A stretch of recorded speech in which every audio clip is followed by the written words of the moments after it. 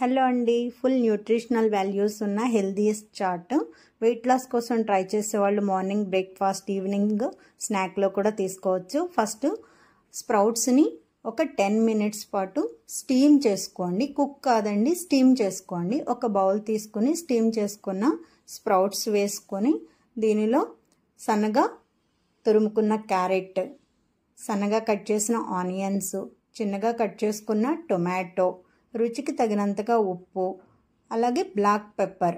మీకు స్పైసీ ఇష్టమైతే సన్నగా కట్ చేసుకున్న పచ్చిమిర్చి కూడా వేసుకోవచ్చండి. ఇక్కడ నేను బ్లాక్ పెప్పర్ వేస్తున్నాను. సన్నగా కట్ చేసుకున్న కొరియాండర్ కూడా వేసి ఒక హాఫ్ చెక్ వరకు లెమన్ జ్యూస్ మిక్స్ చేసుకోండి.